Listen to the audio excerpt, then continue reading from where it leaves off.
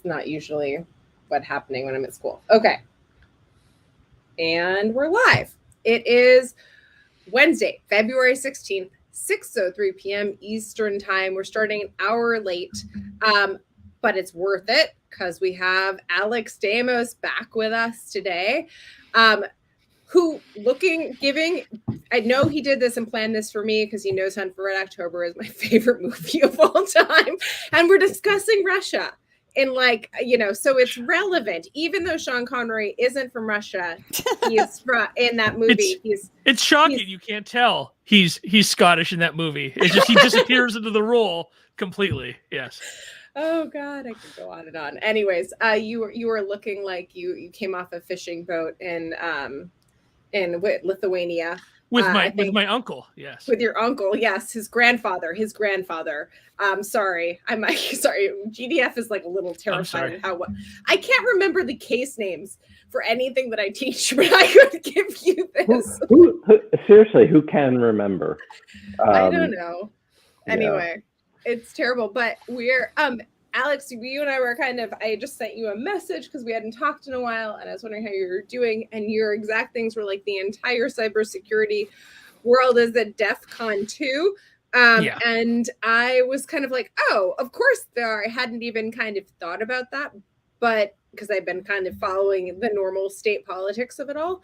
But then I was like, this would be a great conversation to have about like kind of what's happening behind the scenes. And so, yeah, I mean, if you want to just kind of read us in, I've done a little bit of like trying to look up what's going on, and it mostly seems like DDoS attacks and other types of stuff, but like what's happening?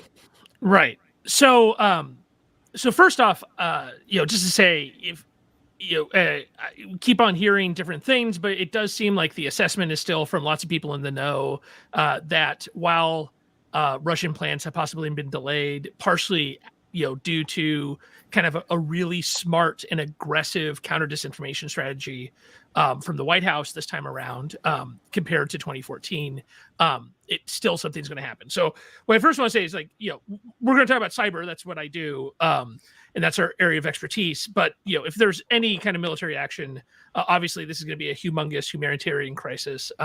We've not seen an invasion at this scale in Europe since 1939.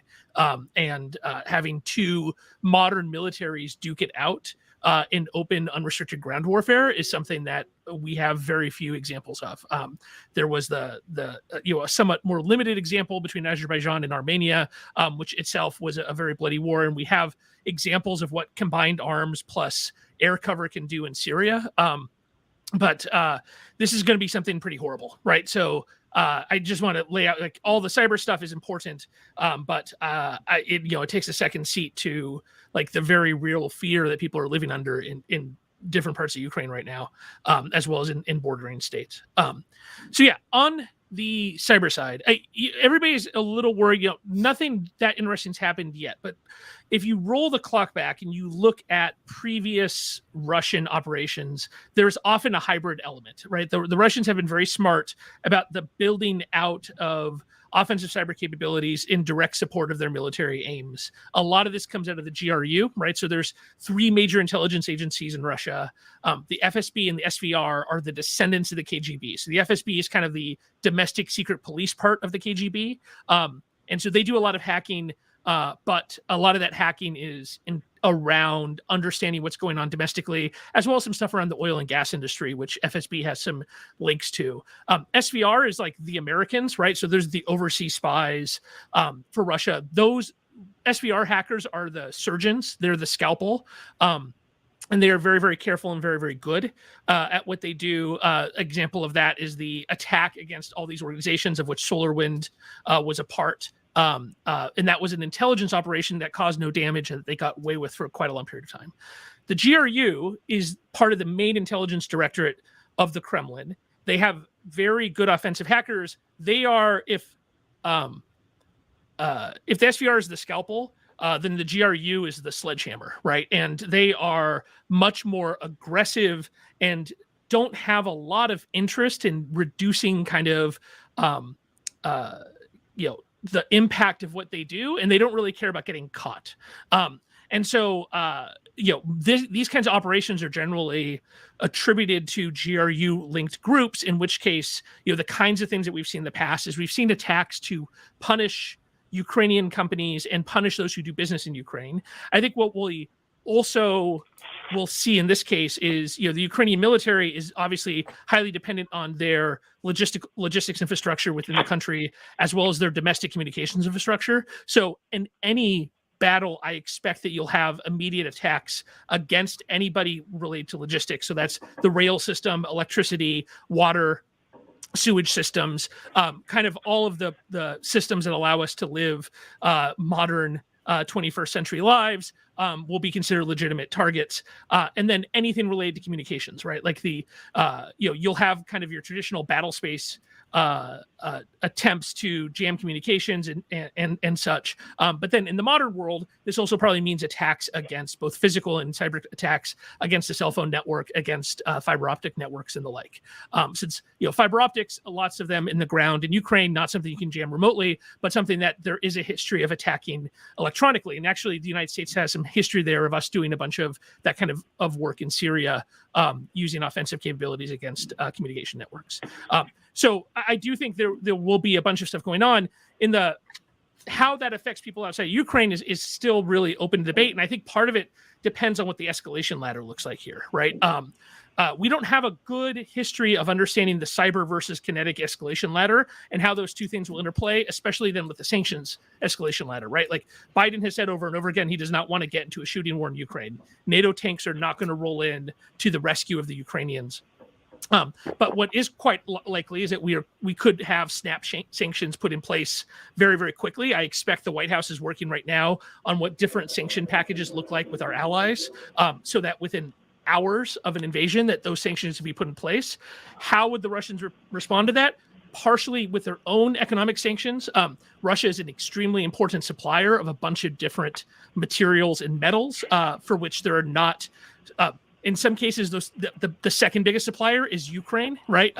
Based upon geography. So there are some interesting opportunities there. But then also you could see a response to any sanctions to be cyber attacks, and attacks against American companies, American banks, or organizations in our allies who have been a little bit, the Germans and the French have been a little bit wishy-washy in their attempts here. And so if your goal is to help the Germans, to make them believe that is not within their economic interest to be part of a sanctions regime, then attacks against multinationals that have a big German presence, as well as other parts of the German economy, would totally be in scope.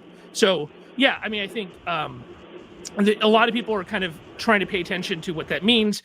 NotPetya is a great example of coming out of kind of the last time Russia invaded Ukraine, of the kind of attack you could see, which took down Merck, took down a bunch of very important organizations. One of the interesting things that's happened in the last couple of months is there's been a quieting of activity from the ransomware side. And the initial attribution was that, Putin's trying to demonstrate that like, he can do a deal, he can be good. If you're good with him, that he will reduce the pressure from the ransomware side. That's possible.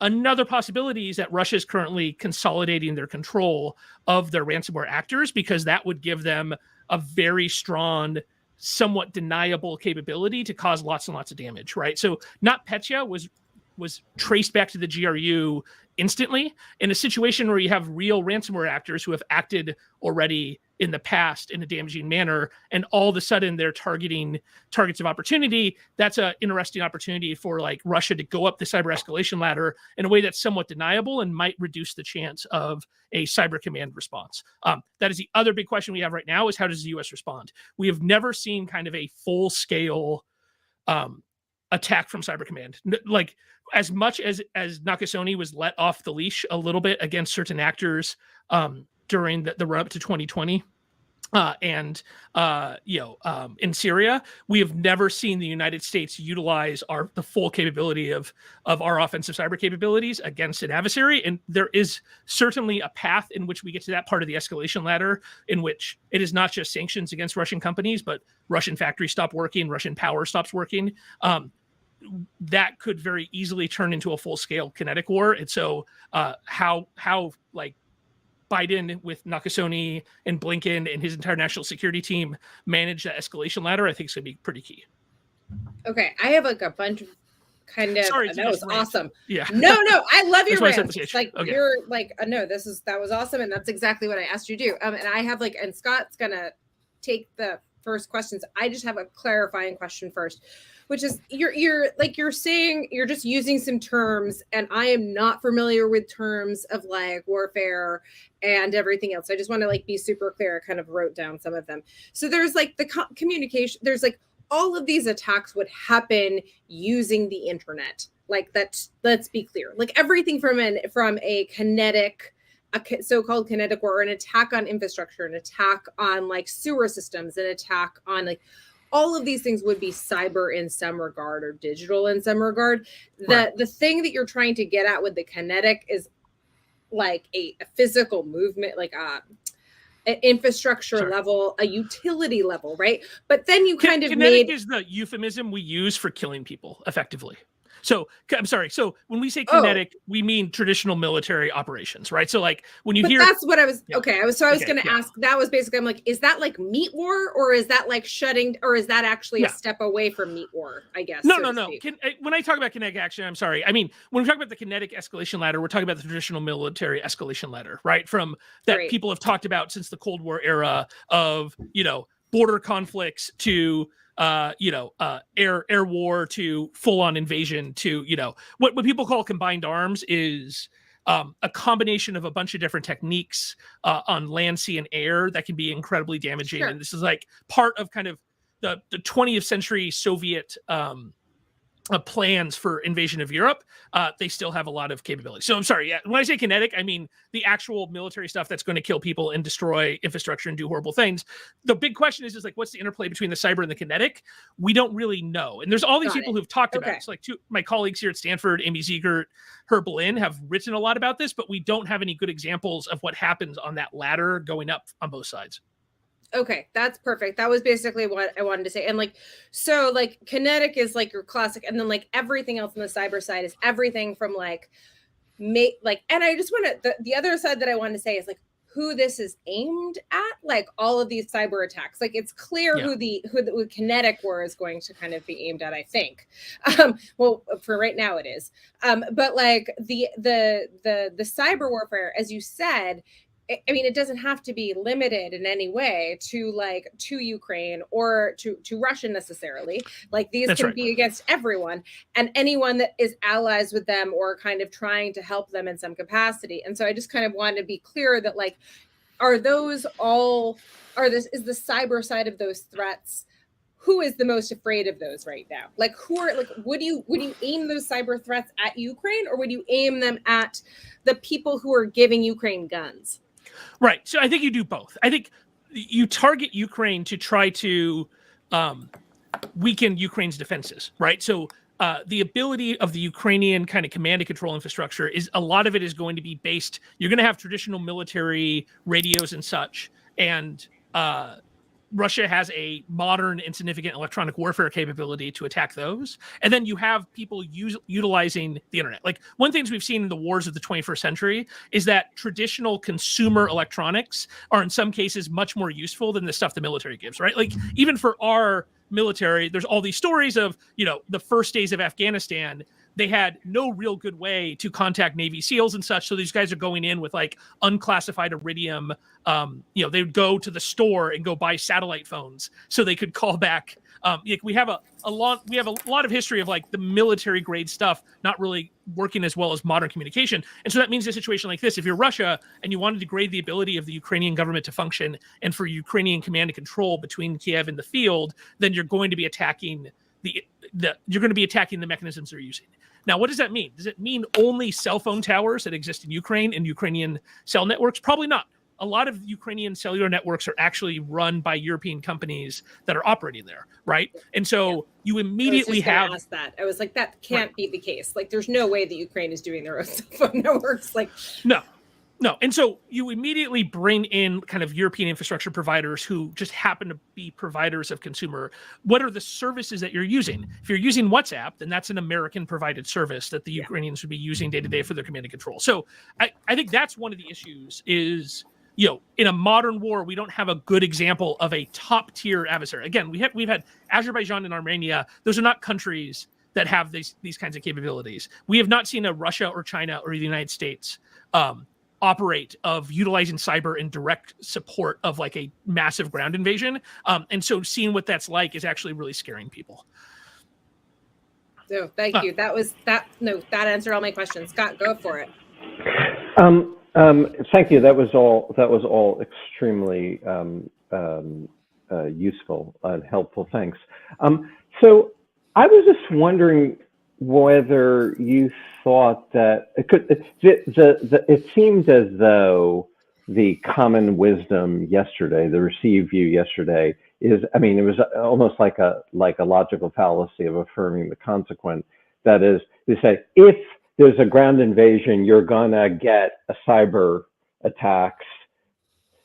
Because you have cyber attacks, therefore there's a ground invasion. So that's a fallacy. But it seemed though that like if Putin were bluffing or trying to piss off the Ukrainians or trying to be really irritating to hassle them, they would be doing what they're doing. And if they were preparing for invasion, they would be doing what they're doing. So there's no inference you can draw from the fact that they're doing what they're doing, yet it felt like yesterday everyone was like announcing. Does that make sense? Well, I think what you're saying, there's a lot of posturing right now, right? Like, I don't want to be the guy who's like, I know exactly what Vladimir Putin is thinking. I think there's a lot of that going on. And unless you have a folder with a red cover that has intercepts of his like private conversations with people, I think that's going to be hard to say. You're the captain of a Russian nuclear submarine. Right. Yes. Yes. I'm not going to do it. Don't. Oh, map right there. Like, I just feel like, anyway. You don't want to specialize? We're sharing the history, comrade. Right. So I think, so what does Putin want? I think there's a couple of different things. One, he wants to consolidate his control over the Donbass and Crimea. Russia is never giving Crimea back. It is absolutely strategically critical for them to have those bases on the Black Sea. They are not going to give up that access. And so coming up and turning this from from a de facto to a de jure kind of ownership of a bunch of the land they took in 2014, I think is one of the goals. I think for the rest of Ukraine, what Putin would like is he'd like what he had before the revolutions. He would like to have a puppet government there, like he has in Belarus, right? So if his goal is to do that, then he's got a lot of capability to utilize his massive military and these threats to destabilize Ukraine and to try to push it into doing something stupid and or the government falling, right? There's certainly a possibility that one of these days we're going to wake up and what the news is going to say that the entire Ukrainian cabinet and the president have all just landed in London, right, to go spend more time with their money. And that then there will be some kind of struggle for power in which Putin can utilize his covert capabilities, his propaganda capabilities, and his spies on the ground, of which FSB is kind of famously active in the former Soviet states, as you can imagine, that he would be able to manipulate things that the person who rises to power after all these Ukrainians, after the current leaders flee, is a puppet of his. And that would be a huge win, and he wouldn't have to kill anybody. And he wouldn't have taken any steps that would justify massive American and NATO sanctions. So I think it's quite possible that he is going to have a number of these feints where he withdraws, comes back to ratchet up the psychological pressure and to make the Ukrainians feel, and especially the Ukrainians at the top, that they absolutely have no choice. At some point, though, he's going to have to go, right? He can't hold something like 60% of their military manpower on the borders of Ukraine. Like, this costs them money to stretch their supply lines those ways, and you can't have an army deployed in cold weather in tents forever, I'm guessing, right? Even right. Russians don't want to. And so at some point, he's going to have to take some kind of action. But I think he has a much longer timeline to do that than we're thinking of. And he has a much longer timeline, to be frank, than the American the American media will pay attention, right? Like, we've got another dozen or so news cycles in this before they all start talking about something else stupid. And I think there's quite a possibility that he plays his game until you have the West somewhat distracted, and then when he makes a move, it's almost kind of been built into people's expectations. And the odds of Biden being able to get, especially the Germans and the French behind us, have decreased. Right. Just one more comment. So these type of cyber activities are coming on the heels of at least, 7 years of harassment, largely but not exclusively through digital means. This is not like Ukraine is not. You mentioned NotPetya, but like Ukraine is not. This is the question. Let me formulate it as a question. Is the kind of activity that we're seeing now so much greater than we've seen over the course of 7 years, when things have been quite bad at various points, that there's reason to think that we're edging closer to kinetic war? Right. Since this whole thing we're going to do in pop culture references, I think like the other thing that applies here is that chaos is a ladder, right? That you're right. Like, ever since 2014, things have been crazy for Ukrainians. And what Putin is showing, that he has the ability to turn things up from a psychological perspective, from an economic perspective, and from like threatening people's lives. And for the, Ukrainians are very tough people. I once took a friend of Ukrainian descent out shooting. I guess she was actually born there, but emigrated as a little girl. And she was quite good with a shotgun, even though it was her first time.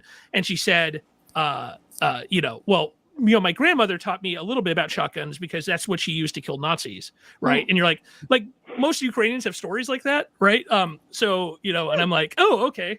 I skied when I was a little kid, right? And I know shotgun because I went duck hunting, but like that's different than your like Nazi killing grandmother, right? So Ukrainians are tough people, but they don't not want to live forever under the threat of imminent physical harm. And so I think there is the possibility of Putin turning up the pressure over and over and over again with the goal of destabilizing Ukraine and winning without a shot, right? This is already having massive economic impacts. You're starting to see flights get canceled. Airlines do not want to risk flying in and out of an imminent war zone. One of the things, I work here at Stanford. I have a consulting side and work with a bunch of companies. Lots of multinational companies are very rightfully shutting down all their Ukrainian operations. They're also, in some cases, shutting down their Russian operations. So this is not cost-free to Russia, right? Like, you can't act in this way and then have, German companies, French companies, British companies, especially American companies, just act as if things are normal. And so there is an economic cost to Putin as well, for sure. But like the cost to Ukraine is much higher. And I wouldn't be surprised if we see more, NotPetya was specifically targeted at punishing Ukrainian companies.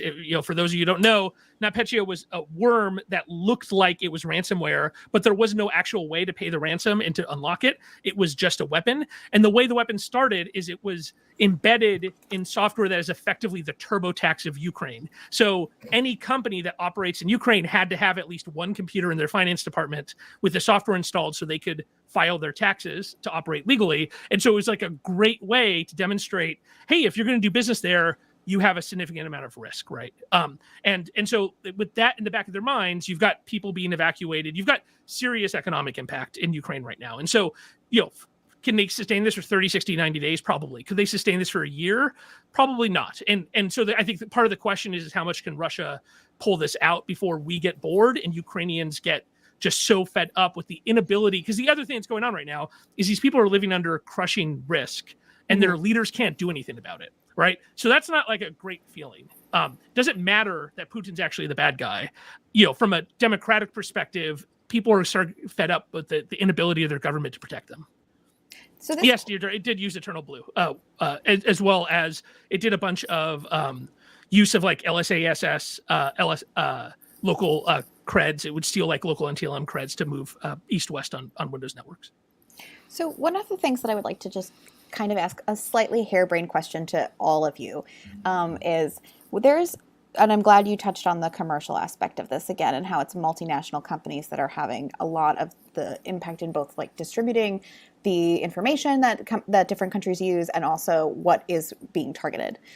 How are multinational companies not somewhat a de facto treaty in and of themselves? Because a lot is made of state actors going into international treaties and them being a way of defense. How are these commercial beings not somewhat just functionally a treaty? Because at some point, if you disrupt enough commerce, you could say that or there's an argument at least that would trigger some right of self-defense, depending on what the impacts of that are. So if they targeted the defense ministry and that for some reason caused harm to the people, a state actor would theoretically have their own right of self-defense. And I just question, am I completely harebrained here? Or is this like something that is yet to take shape? Are we thinking that at some point the liability will shift to the commercial actors rather than the states to protect the individuals who are in harm's way? And I'd love to hear your thoughts. Yeah, this is a great question. Scott, do you have any type, go for it. Either of you. I believe Alex is the guest and contractually obligated to answer. I mean, so we're already seeing a situation where companies are taking responsibility for their people, for their employees and their executives. And so that is true. Like but they don't have the ability to militarily protect these folks. What they do is they have money to get them on flights, perhaps private flights, out.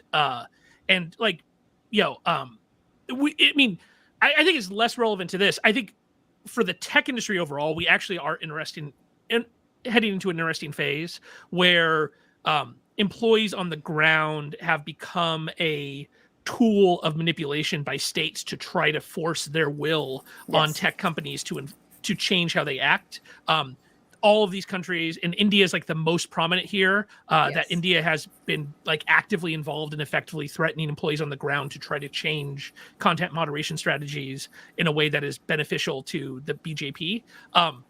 And they now have like a hostage law, and a bunch of countries are passing hostage laws where you have to designate like this person in this country. You can go ahead and arrest them if you don't like us, right? And so I do think in that kind of context, this is becoming a bigger thing. I think it's less in the Russia-Ukraine where it's like, 150,000 troops on the border and thousands of tanks. Like there's not that much you can do to protect your employees other than to see down the road and get them out. And a bunch of companies I know of have already gone their people out.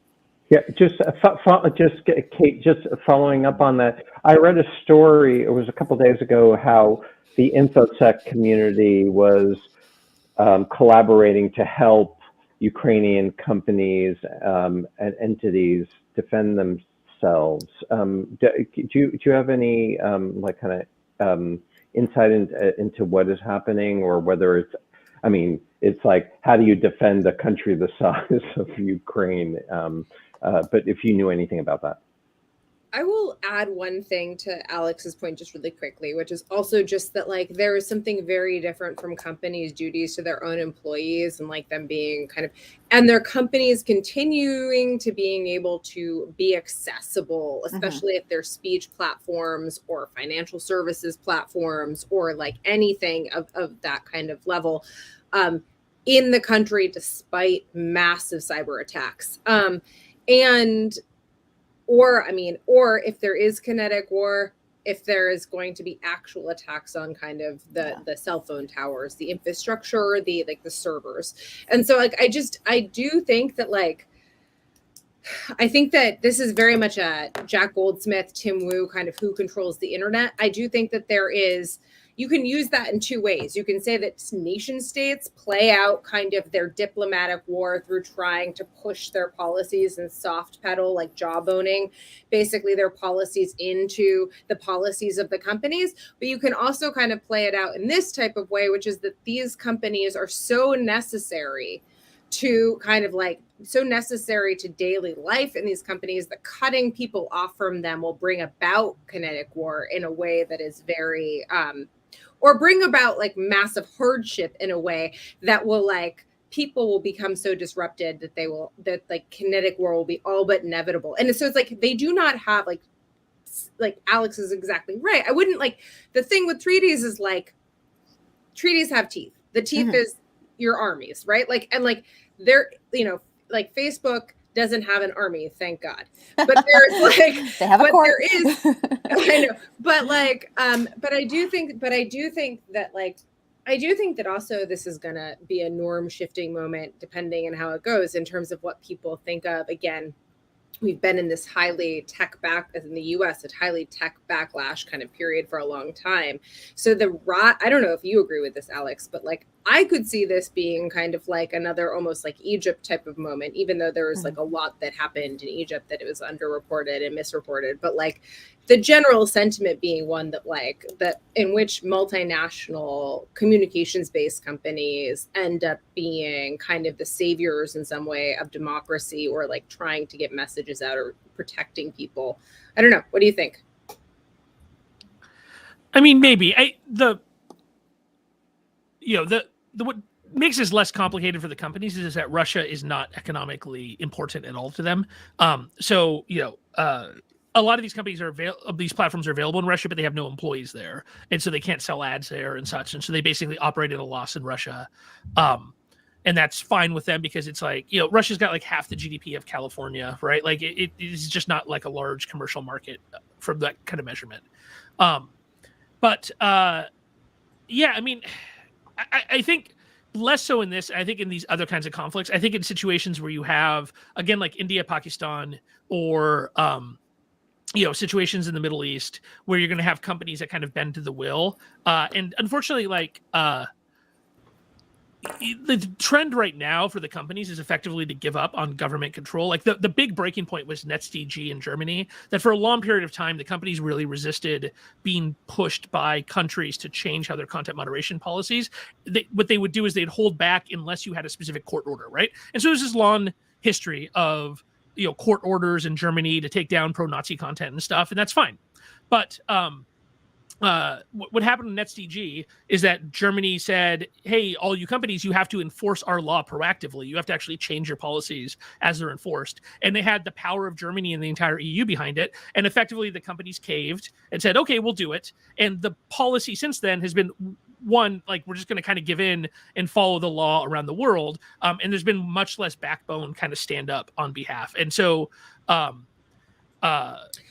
like I think like the battle, unfortunately, like the Facebook is not the Facebook that stood up in 2011 against each other. Like it is a Facebook that has been beaten up by governments, and unfortunately, like well-meaning people in Germany and the United States have kind of, if you're a politician, you push for supremacy of politicians over platforms, and that sounds great in your own country, but it doesn't sound great, so you don't really think about the impact it is elsewhere. And we're seeing that over and over again, especially in the EU, where the EU is passing laws that then, when adopted by Russia or Turkey or Vietnam, has a very different impact. But it's very difficult for the companies to say, we're going to listen to EU law and avoid Vietnamese law. So for the most part, they have given up on kind of standing up for human rights. It's an unfortunate, it's actually a really sad situation.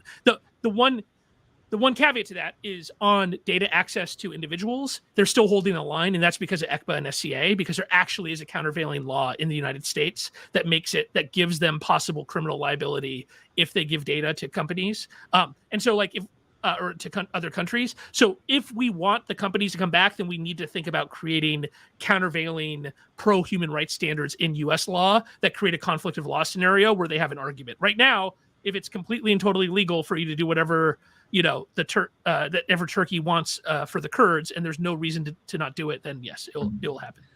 Yeah, it's a really interesting point. It's funny that you draw the line at NetzDG. I could also draw it at copyright law and notice and takedown.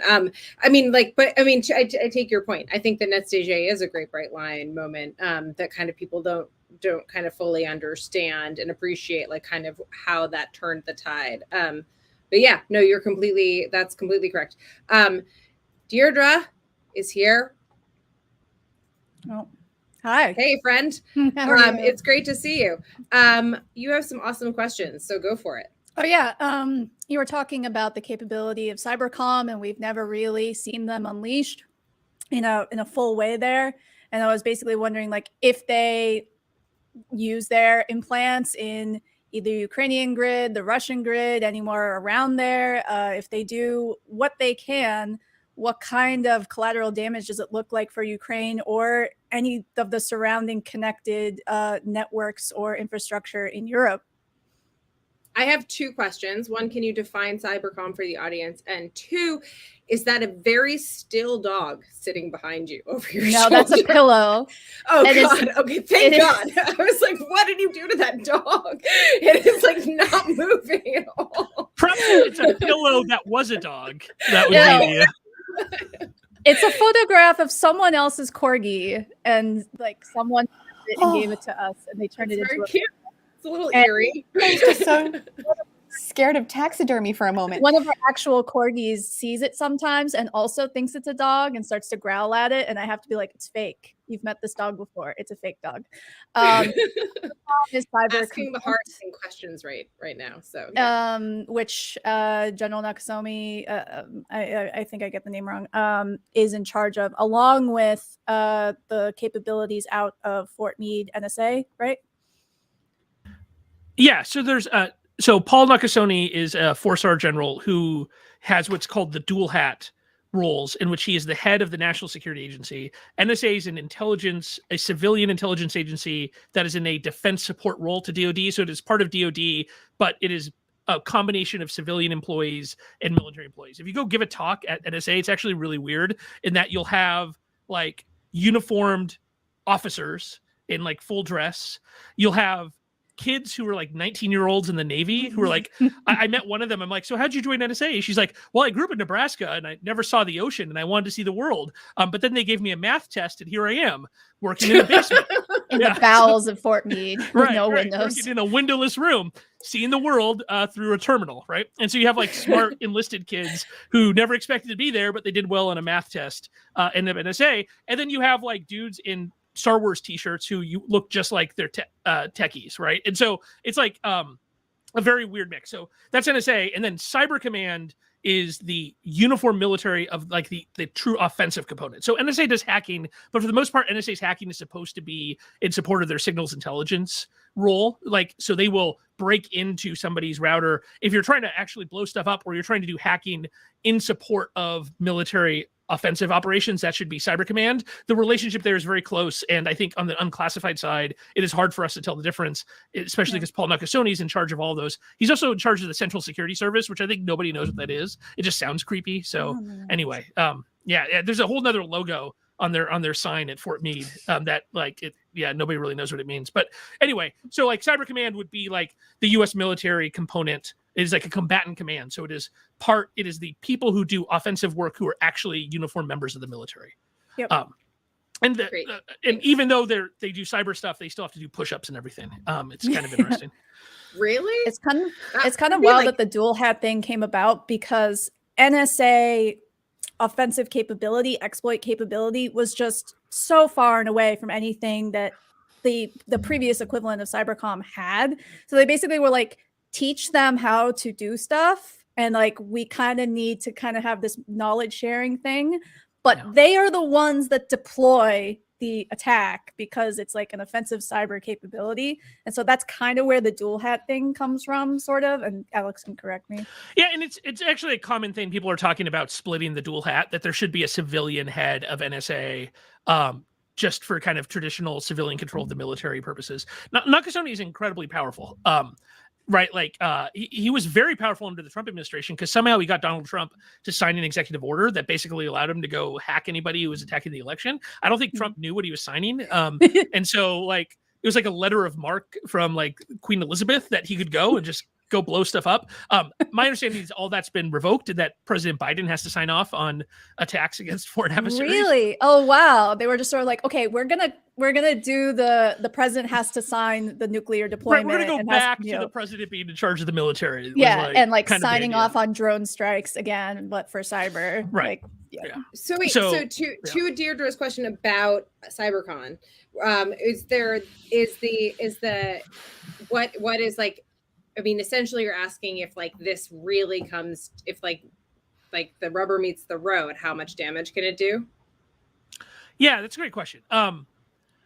So I think there's a couple of things you might see out of U.S. cyber operations. One, it might be us punishing the Russians economically as part of a sanction regime, right? So I think you would see it. I don't think we'd see cyber by itself. We'd either see it as part of a sanctions regime where we're cutting off Russian banks from Fedwire and SWIFT and making it very difficult for them to move money around. And then also Russian banks just happen to have all their ATMs stop working and stuff like that, right? So you might see like both a overt and a covert capability used against the same targets. The other possibilities, if the US gets involved militarily, I think what some people have talked about is the possibility of a no-fly zone, right? Like the way the Russians could make this like a complete and total bloodbath would be if they moved to pretty much unrestricted bombing in the way they did in Syria, right? And people weren't really paying attention in Syria because like we've just basically ignored the deaths of Syrians for years now. But in Ukraine, like in Europe, cities on fire and horrible like widespread destruction could possibly lead to a NATO air defense kind of no-fly zone. And so a situation like that, you've got American and NATO fighters going up against the Russian air defense system. And so you might see Cyber Command operations against the air defense system, which is actually something we saw in Syria. There are examples of kind of all of a sudden air defense systems stopped working and such, which the expectation was that a lot of that was cyber capability, as well as other kinds of electronic warfare. I mean, there's all this stuff in the middle where it's like you have a cyber capability, but it's deployed in a pod that's underneath the wing of an F-16, stuff like that. So I think there's a couple of different options, but I think it will be deployed as part of an overall package of how are we punishing the Russians and how are we trying to deter them from further action, not by itself. Can I throw out a theory here, which is perfectly in line with what you said, which is that I feel like weak states and strong states use cyber capabilities in very different ways. For strong states, cyber weapons are one more tool in the arsenal. Whereas weak states, like all they got basically is cyber. And so like you're not going to see like weak states DDoS, strong states invade. And the weird thing is that like for Russia is obviously very strong in relationship to Ukraine, but it's actually very weak in the wider geopolitical context. And it's not clear which one where it is. And so like I that's why I'm so skeptical when I hear about like their cyber attacks, therefore this is the prelude to Russia invading. It's just that like this is precisely how a weak state would respond, whereas if like the strong state the cyber command is not going to be unleashed on Russia. Like we'll cut them off from the SWIFT banking system. We'll like we'll engage in lots of other kinds of activities, but like the cyber would just be one aspect of it. No, I think you're right. I mean, you're right. Like on a basic level, cyber is something that provides a huge amount of asymmetry that helps. I'm sorry, I should say it the other way. Cyber helps bridge the asymmetry between small states and their superpowers, right? That is one of the reasons that countries have invested in seriously is because the industrial base is so much smaller, right? Like it's really, yeah. Can I disagree with that? So my point is that it's not that weak states have leveraged cyber weapons to become strong. They just have this tool that they can use to harass. It's what James Scott, the great Yale political scientist, would call a weapon of the weak. It's a form of resistance to what they think is an unjust power arrangement. But it doesn't actually level the playing field because you really can't fight a war just on cyber. Right. That was the point. Yeah. So I think it provides an asymmetry. It helps. It helps with asymmetry. You're right. You can't fight a war just on cyber. But one of the benefits of cyber is that just like the things that happen on a normal Tuesday in the cyber world would be considered active wars in any other context, right? And so like the bar of what is considered an active war is so incredibly high in the cyber arena that that like all of these states have all of this freedom of action that don't exist in any other situation in which they would be instantly crushed by their neighbors, right? So I think that is part of the reason they've invested in cyber. Another reason is, unlike some of these other capabilities, cyber can provide like a short-term economic benefit, right? Like having a bunch of tanks does not help you compete against the Taiwanese semiconductor industry, right? But having a big offensive capability means that catching up with TSMC becomes something that's a little more possible, right? And so I think that's another reason there's an invention. When we think about Russia, one of the things we have to remember is one of the reasons Russia has such good cyber capabilities is they use it all the time, right? And this is one of the interesting differences, like one of the great ironies of the post-Cold War world is that people who hack on behalf of the United States are socialists, and people who hack on behalf of China and Russia are capitalists, right? That what's happened is that those countries have created economic infrastructures in which you have people who are every single day hacking the West, and they're getting paid for it. They're either getting paid by states, they're making money through direct transfers to themselves through things like ransomware, or they're working on behalf of their domestic industries. The domestic industry is a big part of China, is that there's like a whole cottage industry of I can hack on behalf of Chinese industrial giants, and the government will look the other way / help me out, and then I get paid directly by the industrial giant. And so this has actually created an interesting situation where their hackers are quite good because they are doing it every single day, right? And that's one of my fears, actually, if I was at Cyber Command. One of the things I'd be afraid of is they've got a lot of money, right? Like US Cyber Command and NSA put together have way more budget and way more people than probably all the other offensive cyber units in the world outside of China. China has something like 150,000 people who work on cyber for the PLA, right? So like there's China, the US, and then everybody else. And but one of the things I'd be afraid of is that like people who work at NSA aren't allowed just to hack like Russian banks all the time and plant ransomware and get good at it and learn about like what are the techniques that work right now. And so like it is an interesting question of what our capabilities look like in a real kind of conflict, because we don't get to take them out for a walk all the time in the same way that Russian and China operations do. I love that line. Yeah, I think that Scott did too.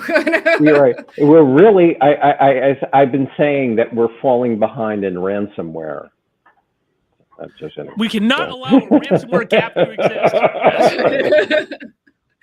Oh man, that is like a dark. Anyway, so like, I've been trying to get Mateo on for like, who is our resident like 18-year-old. I'm making fun of you, Mateo. I know you're not 18. But he is in college. I just saw him yesterday. He's at Yale, so he occasionally bumps into Scott. I'm on the street. Yeah. But he has a bunch of great questions. So I'm going to ask his first one, which is, do you have any rough suggestions about how we might update the rules of war for a conflict that involves cyber alongside traditional kinetic attacks? That is kind of a Scott and Alex question. And so we might be able to spend the next 9 minutes just kind of talking about that. But maybe, I mean, people have been trying to do this for a long time. There's just autonomous weapon systems to begin with. And then like, I don't even know how, I don't know how you, moving down from autonomous weapon systems, how you then move that into like cyber war and all of the other things that we're talking about, like ransomware. But go ahead, Alex, any thoughts? I think autonomous is actually an interesting area to have rules both in the kinetic world about not having drones that are allowed to make decisions on their own to kill people, is, not to have states releasing kind of state quality malware that acts autonomously without a command and control, right? And so that's the exact thing that happened with NotPetya. Is the exact thing that happened with WannaCry, is it caused a huge amount of damage. The interesting question is can you write a rule that catches NotPetya and WannaCry and does not catch Stuxnet, right? So one of the ways you can tell that Stuxnet is a American gig is that it's clearly a piece of malware that was written by lawyers, right? That like it has so many tests to make sure it doesn't cause any collateral damage. And so like, could you come up with a structure where a Stuxnet, which did infect millions of machines indiscriminately, but then only caused damage to a very specific set of systems, and in doing so, hopefully foreclosed the possibility of an American airstrikes on Iran that would cause all of this death and destruction. And then your rules would not catch that, but it would catch NotPetya going out there and shutting down one of the largest shipping lines in the world, right? And I don't know if you can write those rules. Somebody like a Scott would have to figure that out. But that's where I would start, is on the autonomous stuff. That we should be letting this stuff just go out into the world and blow stuff up. Actually, like, I got to play this the last Munich security conference before COVID. There was a war game, and in the war game, John Demers was sitting next to me and playing America, and then the ex-head of the GRU was sitting across from me, and he was playing Russia. Which this was an interesting entry on my SF-86 of like, have you ever met a agent of a foreign government? Well, the head of the GRU. And so I was playing. We played a giant game of Risk. Right, yeah. So it was effectively a giant game of Risk. And my part was I played the American tech industry. So I was basically Brad Smith, right? And so these guys, like, in this war game, it was basically, there's this escalation where things got worse and worse on the cyber world. And then I jumped up and I said, hey, by the way, to all of the Western countries in which Microsoft operate, I just want to let you know, I've now heard, I've been taking score, you have released something like 12 to 15 ODAs on the world market that will now be used against Western interests for the next several years, right? So, like, there definitely is a cost in the use of these weapons, in that the difference between cyber and something else is, like, if somebody shoots a bullet at you and misses, you can't pick up the bullet and throw it at the guy.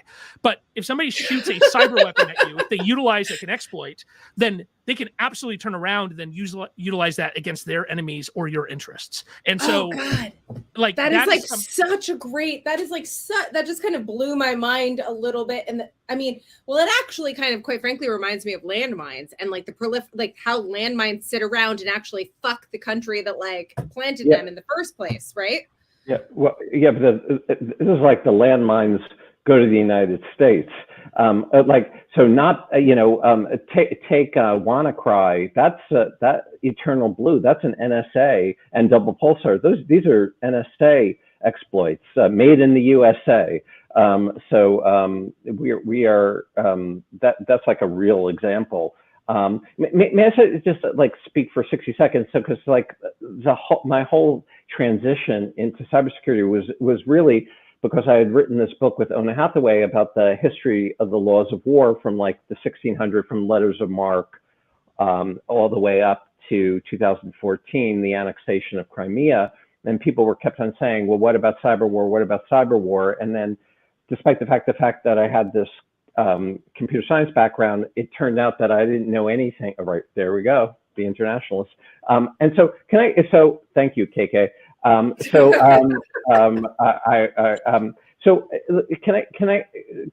me just say just a little bit in reaction to what you were saying, Alex. So lawyers typically distinguish between what's called jus ad bellum, the right to go to war, and then jus in bellum, that is the rights in war.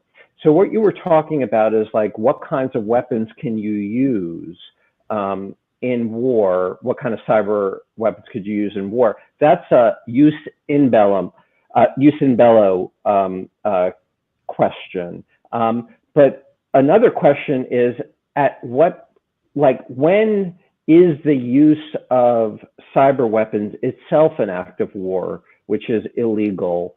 And that is something that has been really fraught, in part because the United Nations Charter, which sets out the prohibition, prohibits member states from engaging in the threat or use of force, and then you have to decide, and then states are allowed to respond if there's an armed attack. And so the question becomes, how should you think about cyber weapons that DDoS?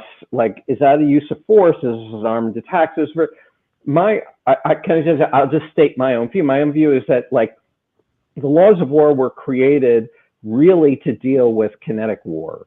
And so therefore, anytime cyber weapons actually affect kind of like kinetic damage in the way of like that Stuxnet did, that counts as a threat of use of force in the kind of traditional sense, because who cares if you did it with a bomb? Who cares if you did it with zeros and ones?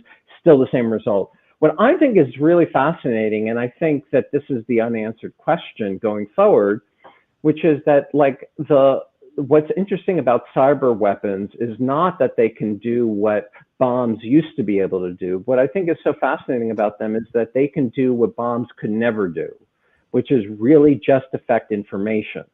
And that is something that, like, when you mentioned the difference between the SVR and the GRU, that one's a scalpel, the other one's a sledgehammer. I was thinking about the DNC hacks. Cozy Bear was the SVR. They just took the information and kept it, whereas the GRU, Fancy Bear, they came in and then they released it. And we don't yet know how to deal with attacks, not just on physical security, but on information security. So anyway, I think that that's like a big question going forward in terms of applying cyber war to the traditional framework of the laws of war. I'm sorry to have gone on. No, I think that's great. I totally agree. Scott. I think the one thing I'd add is, from my perspective, one of the things I don't want to get lost is that the use of cyber operations in many cases might be the more ethical and moral use than getting the same goal through traditional military operations, right? Like you said, cyber could do things that others can't. There's not a lot of ways that you could break all of these centrifuges in Iran without killing a lot of people, right?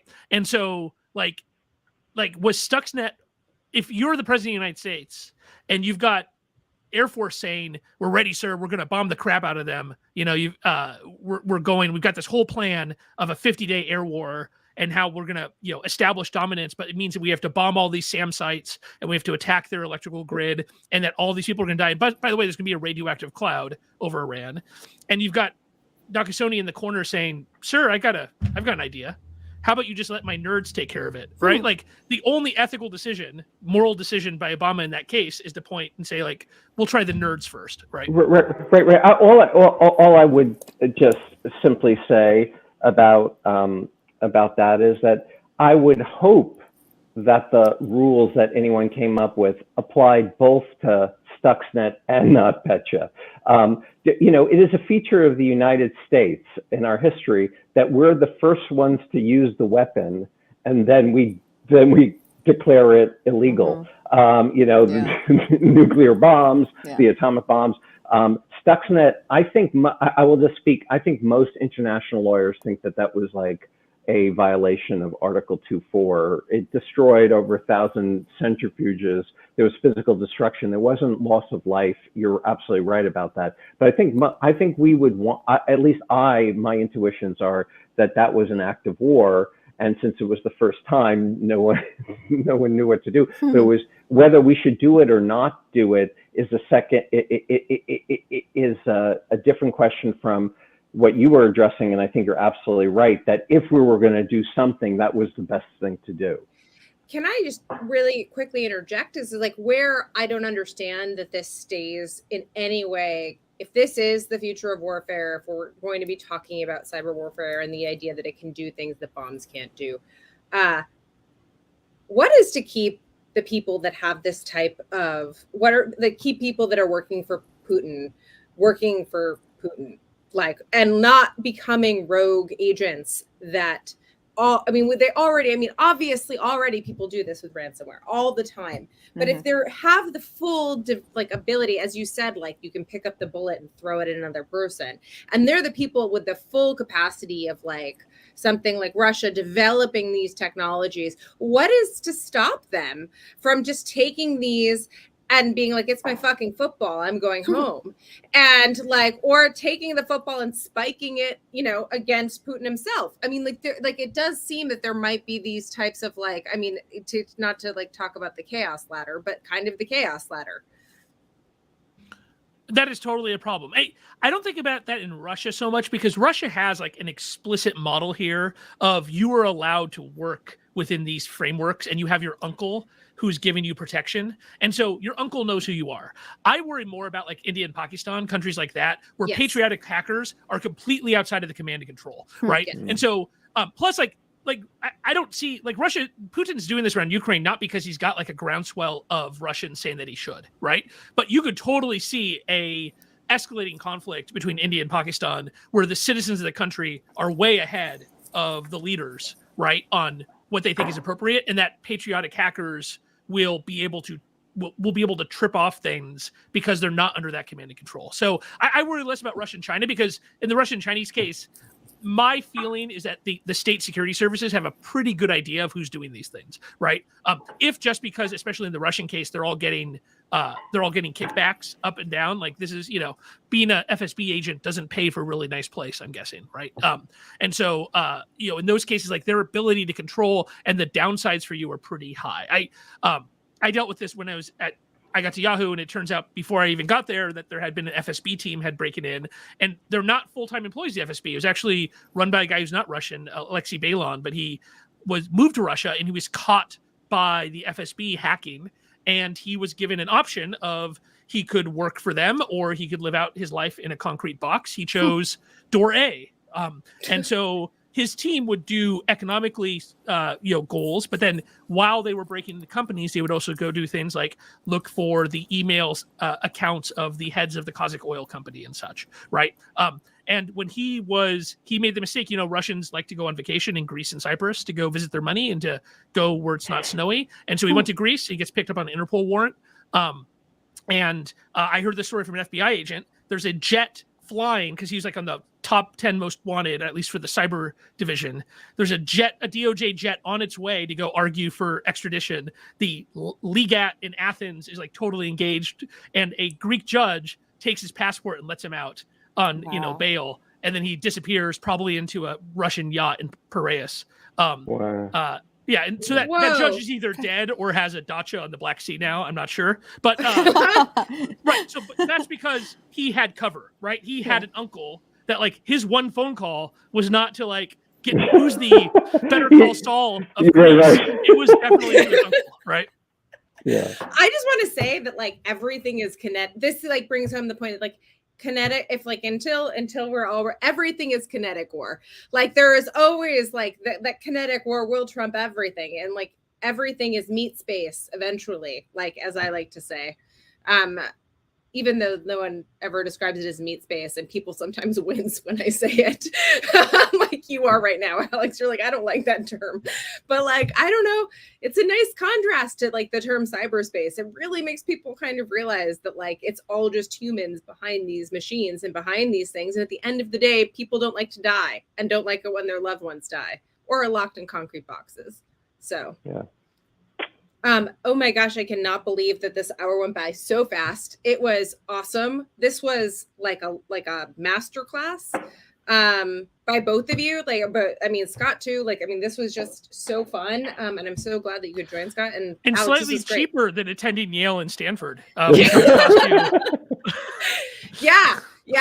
I'm on scholarship at St. John's, so like hopefully. But I don't know when we'll be back on Friday. It's Wednesday today. We'll be back on Friday. I don't know if we have a guest yet. Do we have a guest? No, I think it's going to be a cheese night, but who knows? Alex, this was really, really, really great. Welcome back anytime. And yeah, let's just be in touch, and as things kind of progress, and it would be wonderful to have you on to kind of update us and continue the conversation. So awesome. Sounds good. Thanks for having me. Nice to see you. Bye, guys. See you soon. Bye. Bye-bye.